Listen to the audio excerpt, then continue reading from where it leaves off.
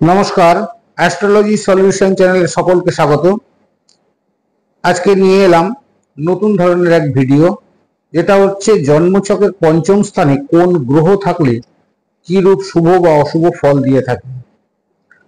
যদি ভালো লেগে থাকে চ্যানেলটি সাবস্ক্রাইব করে বেল আইকনটি প্রেস করে দেবেন, যাতে এই ধরনের ভিডিওগুলো আপনারা সবার আগে পেতে পারেন। আর যারা ফেসবুক থেকে দেখছেন তারা অবশ্যই চ্যানেলটি ফলো করে লাইক ও শেয়ার করে অপরকে দেখার সুযোগ করে দেবেন।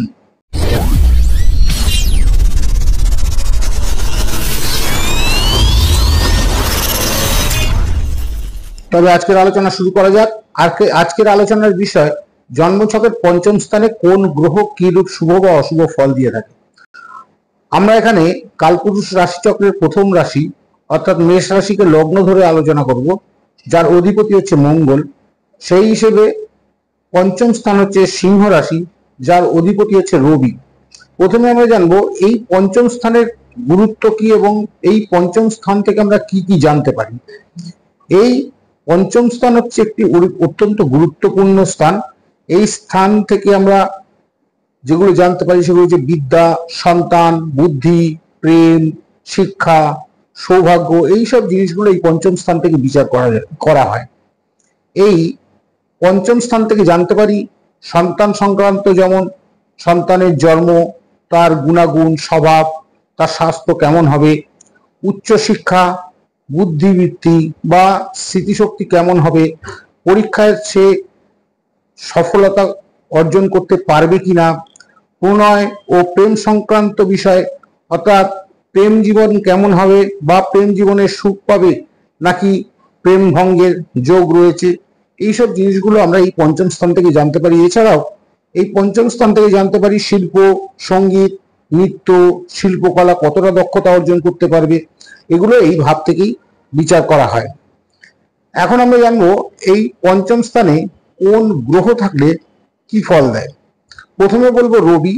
যদি এই পঞ্চম স্থানে রবি শুভ অবস্থায় অবস্থান করে তবে ওই জাতক বা জাতিকা হন অত্যন্ত বুদ্ধিদীপ্ত, এদের নেতৃত্ব দেওয়ার ক্ষমতা থাকে, এদের সন্তান যোগ শুভ হয়, এদের রাজকীয় মানসিকতা দেখা যায়। কিন্তু এই জন্মছকের পঞ্চম স্থানে যদি অশুভ অবস্থায় রবি অবস্থান করে সেক্ষেত্রে জাতক জাতিকা সন্তান সুখে বাধাপ্রাপ্ত হন, অহংকারের প্রবণতা এদের মধ্যে অনেক বেশি থাকে, প্রেমে এরা ব্যর্থ হয়ে থাকেন। চন্দ্র যদি শুভ অবস্থায় এই পঞ্চম স্থানে অবস্থান করে সেই সব জাতক জাতিকাদের কল্পনা শক্তি অনেক বেশি হয়, প্রবল হয়, এরা শিল্প সংস্কৃতিতে পারদর্শী হন এবং সন্তান বিষয়ে এরা শুভ ফল পেয়ে থাকেন। কিন্তু অশুভ চন্দ্র যদি এই পঞ্চম স্থানে অবস্থান করে সেক্ষেত্রে জাতক জাতিকার মানসিক অস্থিরতা তৈরি হয়, সন্তান নিয়ে তার দুশ্চিন্তা হয়, এই ধরনের সমস্যাগুলো দেখা দিতে পারে। মঙ্গল যদি শুভ অবস্থায় পঞ্চম স্থানে অবস্থান করে তবে সেই ব্যক্তি অত্যন্ত সাহসী, খেলাধুলা বা প্রতিযোগিতামূলক পরীক্ষায় এরা সহজেই সফলতা অর্জন করতে পারে, সন্তানের শিক্ষার সংস্কৃতি অধিক থাকে।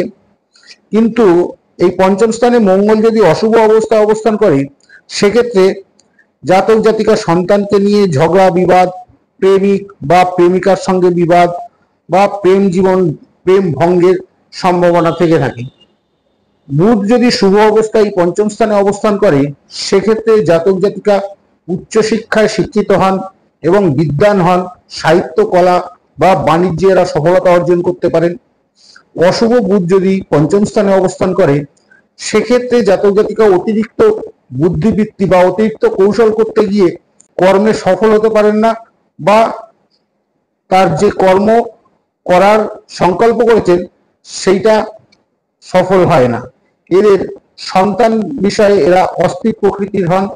শুভ বৃহস্পতি যদি পঞ্চম স্থানে অবস্থান করে সেক্ষেত্রে জাতক জাতিকা সবচেয়ে শুভ ফল পেয়ে থাকেন। ফলে সন্তান সুখ, উচ্চ শিক্ষিত, এমনকি সরকারি উচ্চপদস্থ অফিসার হতে পারেন, সব বিষয়ে ভাগ্য তাকে সাথ দিয়ে থাকে। আবার অশুভ বৃহস্পতি যদি এই পঞ্চম স্থানে অবস্থান করে তবে তার মধ্যে অতিরিক্ত ধর্মীয় ভান থাকে, এদের সন্তান বা হন অত্যন্ত ভোগবিলাসী, সেই কারণে তার সন্তানদের সঙ্গে তার সম্পর্ক নষ্ট হওয়ার সম্ভাবনা থাকে। শুক্র যদি পঞ্চম স্থানে শুভ অবস্থায় অবস্থান করে তবে প্রেম জীবনে সফলতা অর্জন করতে পারেন। এদের সৌন্দর্যবোধ অধিক থাকে, এরা শিল্প সংস্কৃতি এবং সৃজনশীলতায় এরা পারদর্শী হয়ে থাকেন। শুক্র যদি অশুভ অবস্থায় পঞ্চম স্থানে অবস্থান করে সেক্ষেত্রে ভোগ বিলাসের প্রতি তারা অতিরিক্ত আসক্ত হয়ে পড়েন, এরা প্রেমে সফল হতে পারেন না, এরা প্রেমে ব্যর্থ হন। শনি যদি শুভ অবস্থায় পঞ্চম স্থানে অবস্থান করে তবে সেই জাতক জাতিকা হন অধ্যাবসায়ী, এরা দীর্ঘমেয়াদী শিক্ষা এবং গবেষণায় সফলতা অর্জন করতে পারেন। কিন্তু অশুভ শনি যদি এই পঞ্চম স্থানে অবস্থান করে সেক্ষেত্রে জাতক জাতিকার সন্তান দেরিতে হওয়ার সম্ভাবনা থাকে এবং এর ফলে দুঃখ কষ্ট বা বিভিন্ন রকম সমস্যা তৈরি হতে পারে, প্রেমের ব্যর্থতা বা কষ্টভোগ বা মানসিক অস্থিরতা তৈরি হওয়ার সম্ভাবনা থাকে। রাহু যদি পঞ্চম স্থানে অবস্থান করে সেক্ষেত্রে জাতক জাতিকা অপ্রচলিত বিদ্যা, যেগুলো এখন চলে না, এই যুগে যার গুরুত্ব নেই, যেমন কুসংস্কার বা রহস্য বিদ্যা, এইসব বিদ্যায় তারা পারদর্শী হয়ে থাকেন।